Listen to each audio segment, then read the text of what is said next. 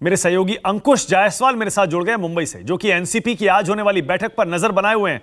अंकुश, अब तो यह क्लियर है कि अजीत पवार को नहीं बुलाया गया। वहां क्या वाकई एनसीपी नेताओं में भी चर्चा है कि अजीत पवार को क्यों नहीं बुलाया गया? क्या शरद पवार ने वाकई अब कड़ा रुख अख्तियार कर लिया है अजीत पवार को लेकर?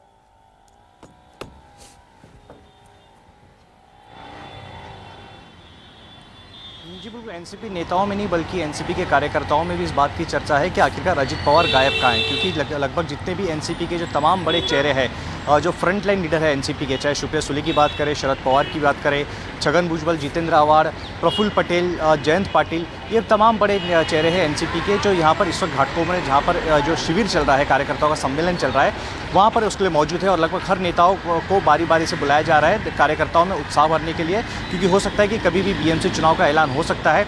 मुंबई में और थाने में एनसीपी की पकड़ थोड़ी सी कमज़ोर मानी जाती है और शायद यही वजह है कि कार्यकर्ताओं को यहाँ पर बुलाया गया, शिविर का आयोजन किया गया है। लेकिन सबसे बड़ा सवाल यहाँ पे ना सिर्फ नेताओं में बल्कि कार्यकर्ताओं में है कि अजीत पवार कहाँ हैं। यहाँ तक कि जितने भी जो बड़े नेता थे उनके लिए कुर्सी रिजर्व की गई है, उनके नाम बाकायदा उस कुर्सी पर हमने देखे नेम प्लेट लगी हुई थी, लेकिन अजीत पवार का नाम पूरी तरह से नदारद था।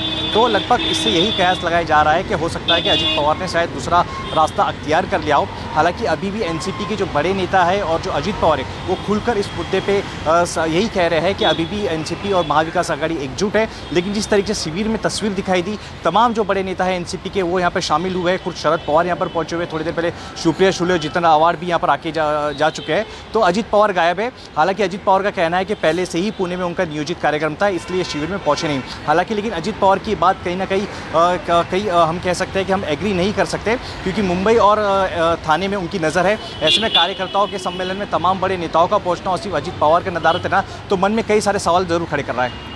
बिल्कुल। और एनसीपी में जो टूट की खबरें आ रही थी, अजीत पवार अपने साथ 30-35 एमएलएस को ले जा सकते हैं, ऐसा लगता है वो चर्चा, वो अटकलें और वो छन छन के जो खबरें आ रही थी, जो हलचल थी, अंकुश, क्या वो हलचल अब शांत हो गई है? क्योंकि हमारे पास खबर ये आ रही थी शरद पवार ने सारे विधायकों से खुद बात की है।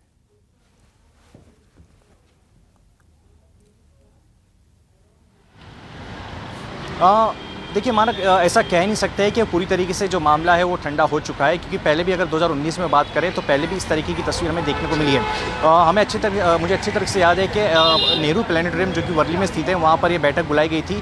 तीनों पार्टी, कांग्रेस, एनसीपी और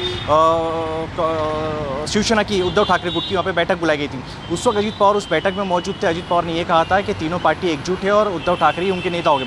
लेकिन दूसरे दिन देख सकते हैं कि सुबह करीब 4-5 बजे के आसपास अजीत पवार जो है राज्य के उप मुख्यमंत्री की शपथ लेते हैं। तो ये उनका जो सडन मोमेंट ऑफ चेंज का पहले भी लोगों ने देखा है और अभी भी लोगों को ऐसा ही लगता है कि हो सकता है जिस तरीके से पूरी समीकरण बैठा हुआ है, पूरा घटनाक्रम एक के बाद एक किया जा रहा है। भले अजीत पवार खुल के ना बोले और कैमरे में कहे कि एनसीपी में रहेंगे और कहीं ना कहीं महाविकास आघाड़ी एकजुट है, कहीं पर भी अपने चाचा को छोड़ के नहीं जाएंगे, तो लोगों को अजीत पवार की बातों पर कम ही भरोसा है। लेकिन जो सुगबुगाहट है वो पूरी तरीके से शांत नहीं हुई है, अभी भी जारी है। लोगों का इंतजार है कि अगला plan of action Ajit Pawar का क्या हो सकता है, क्योंकि कहीं ना कहीं साइडलाइन कर दिया गया है।